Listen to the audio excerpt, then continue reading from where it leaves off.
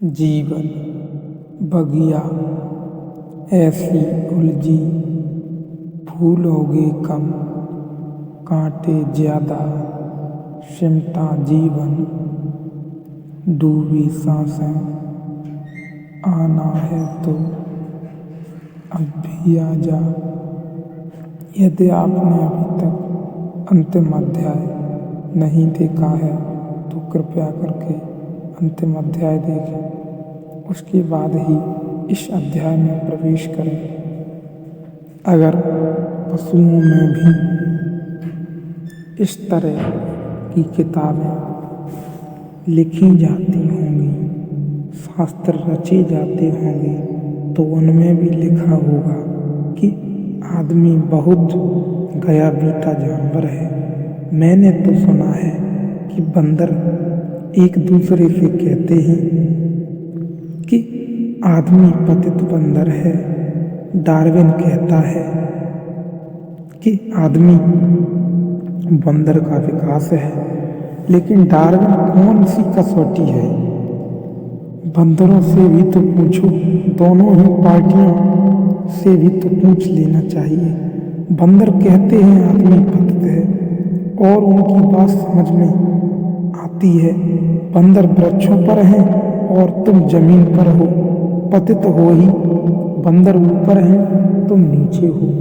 किसी बंदर से टक्कर लेकर तो देखो, तो शक्ति बड़ी कि खो गई। जरा एक वृक्ष से दूसरे पर वृक्ष पर छलांग लेकर तो देखो, हड्डी पसली टूट जाएगी तो कला आई कि गई। वह तुमसे किसने कह दिया कि खुद ही मान लिया? यह बड़े मजे की बात है। किसने कह दिया कि यदि सुख दुख में प्रतिक्रिया छोड़ दोगे तो जानवर हो जाओगे? आदमी की बीमारी में एक बीमारी है कि आदमी मानता है कि वह सबसे ऊपर है। फिर पुरुषों से पूछो तो वे मानते हैं वे स्त्रियों से ऊपर हैं।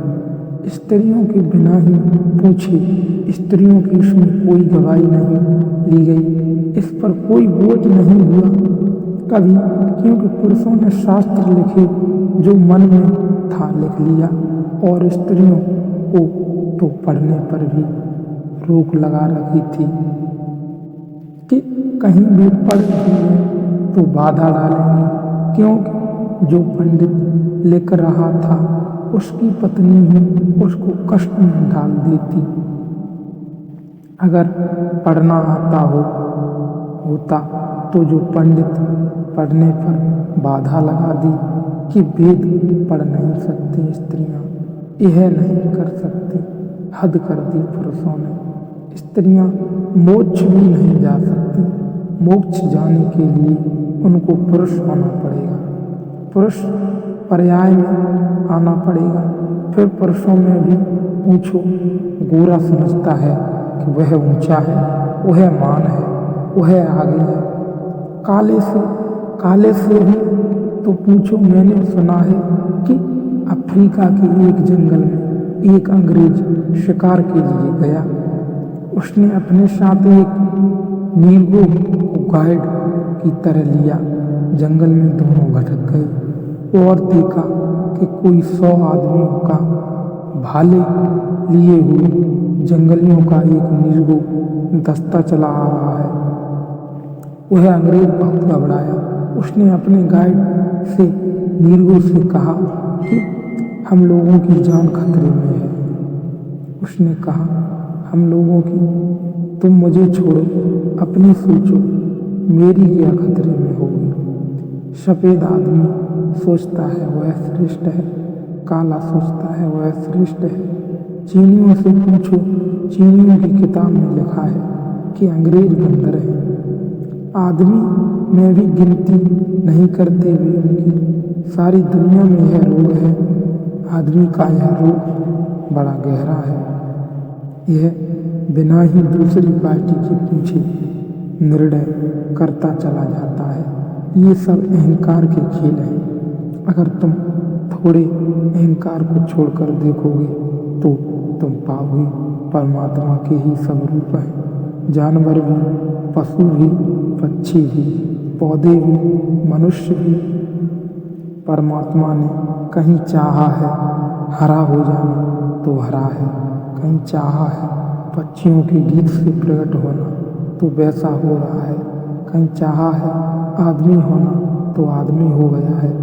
इनमें कोई तारतम्य नहीं है, हायरार्की नहीं है, कोई ऊपर नीचे नहीं है।